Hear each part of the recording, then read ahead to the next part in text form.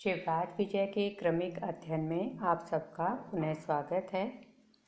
पिछले व्याख्यान में हमने देखा था कि योगीराज को यह जानकर आश्चर्य हुआ कि उन्हें समाधि लिए 1700 वर्ष व्यतीत हो गए। इस पर ब्रह्मचारी गुरु कहते हैं कि आप जैसे समाधिस्थ योगियों को काल का जो वेग है उसका पता नहीं चलता है। और फिर बताएंगे कि जिस समय आपने समाधि ली उस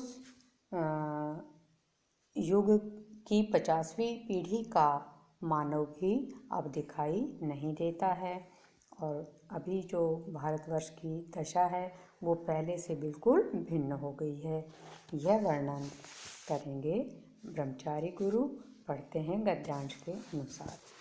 भगवान बद्ध सिद्धासनई निरुद्ध निश्वासई प्रबोधित कुंडलिनीकैर विजित दशेन्द्रियैर अनाहत नाद तंतुम अवलंब्य आज्ञा चक्रम संस्पृश्य चंद्रमंडलम भित्वा तेजपुंजम अभिगण्य सहस्रदल कमलस्य अंतः प्रविश्य परमात्मानं साक्षात्कृत्य तत्रैव रममाणैर मृत्युंजयैर आनंदमात्र स्वरूपैर ध्यान अवस्थितैर भवादृशैर न ज्ञायते कालवेग।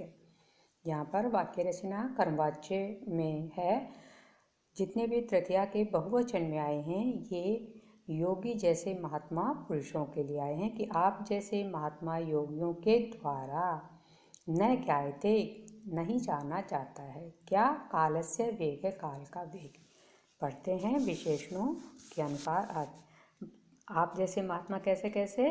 बद्ध सिद्धासन, सिद्धासन बांधने वाले, निरुद्ध निश्वासई, श्वास रोकने वाले, प्रबोधित कुंडलिनी कई, कुंडलिनी शक्ति को जगाने वाले, विजित दश इंद्रियई, 5 ज्ञानेंद्रियों 5 कर्मेंद्रियों को जीतने वाले या उनको वश में करने वाले। और आगे आएगा कि परमात्मा का साक्षात्कार करके वही रमण करने वाले।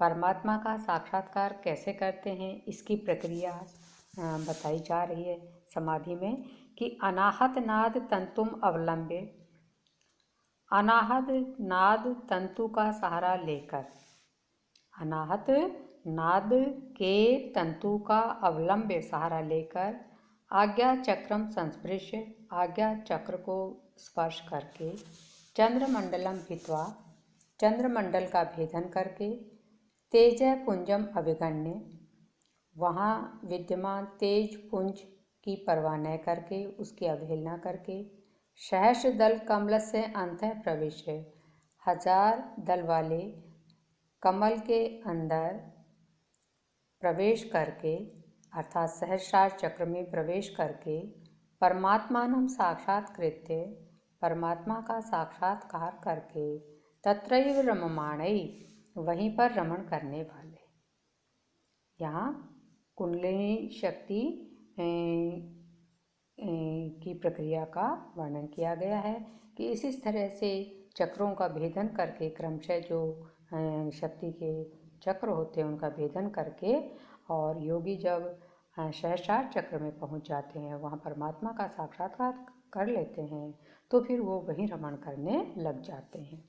तो वहीं पर रमण करने वाले और कैसे? मृत्युंजयी, मृत्यु को जीत लेने वाले, आनंद मात्र स्वरूपई, आनंद मात्र स्वरूप वाले, ध्यान अवस्थितई, ध्यान अवस्था में विद्यमान या ध्यान करने वाले, ध्यान में स्थित रहने वाले, भवादृशई, आप जैसे, आप और आप जैसे दूसरे जितने भी योगी होते हैं उनके द्वारा न ज्ञायते कालस्य वेग है, समय का वेग जाना नहीं जाता है, उनको समय के वेग का बोध नहीं रहता है।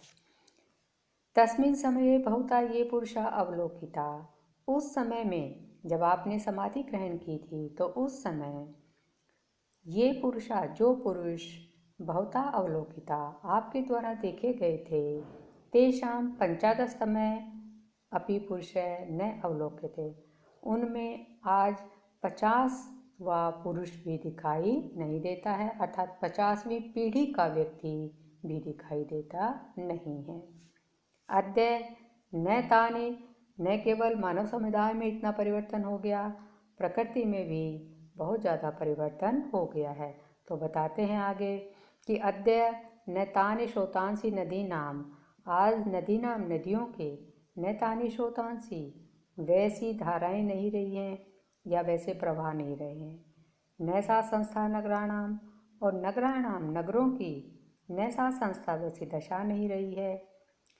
आकृति गिरिणाम नैसा, और पर्वतों की वैसी विशालता पूर्ण आकृति नहीं रही है। नैसा सांद्रता विपिना नाम, और वनों की वैसी सघनता नहीं रही है। किम अधिकम कथयामि, अधिक क्या कहें।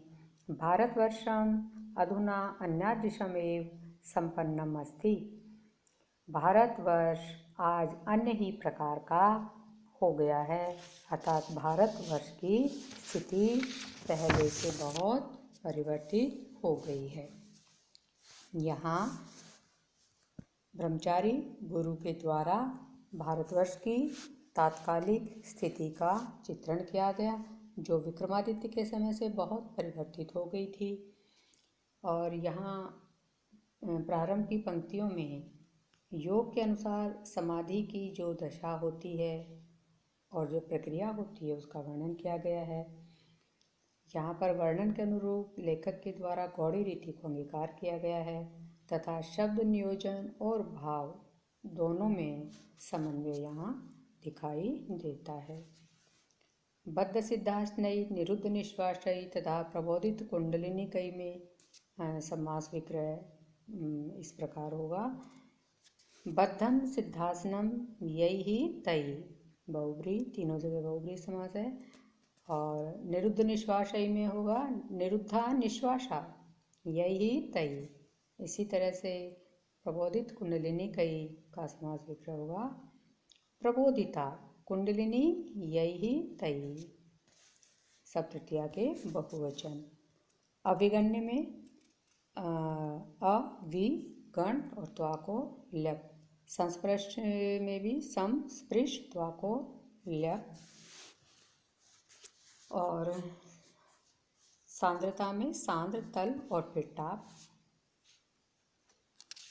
अगला गद्यांश। अब आगे योगी बोलना शुरू करेंगे। ब्रह्मचारी गुरु की बात पर वे क्या जवाब देते हैं ये हम पढ़ते हैं इस गद्यांश के अनुसार। इदम आकर्ण किंचित स्मित्वा एव परितः अवलोक्य च योगी चकात। यह सुनकर किंचित स्मित्वा एव कुछ मुस्कुराते हुए से, परितः अवलोक्य चारों तरफ देखकर, योगी जगाते योगी बोले, सत्यम सत्य है, न लक्षितो मया समय वेग समयस्य वेग, मेरे द्वारा समय का वेग नहीं देखा गया। जब मैं ध्यान अवस्था में था तो मुझे यह समय का वेग पता नहीं चला। युधिष्ठिर समये कलित समाधि अहम वैक्रम समय उदस्थान। युधिष्ठिर के समय में समाधि लगाकर मैं विक्रम के काल में उठा था। उन्होंने बताया कि पहले समाधि मैंने युधिष्ठिर के समय में लगाई थी और फिर मैं कब उठा, विक्रमादित्य के समय में समाधि से उठा। पुनश्च वैक्रम समये समाधिम आकल्य अस्मिन् दुराचारमये समये अहम उत्थितोस्मि, और फिर मैं विक्रमादित्य के समय में समाधिस्थ हुआ और विक्रमादित्य के समय में समाधि लगाकर अस्मिन् दुराचारमये समये, इस दुराचार पूर्ण समय में उत्थितोस्मि उठा हूँ। आगे बता रहे हैं कि अहम पुनः गत्वा समाधि में कलिष्यामि, मैं फिर से जाकर समाधि को ही ग्रहण करूँगा। किंतु तावत् संक्षिप्त कथ्यताम का दशा भारतवर्षस्य इति, किंतु तब तक संक्षेप में कहो कि इस समय भारतवर्ष की क्या दशा है। वो जानना चाहते हैं कि भारतवर्ष में क्या क्या घटा। यहाँ पर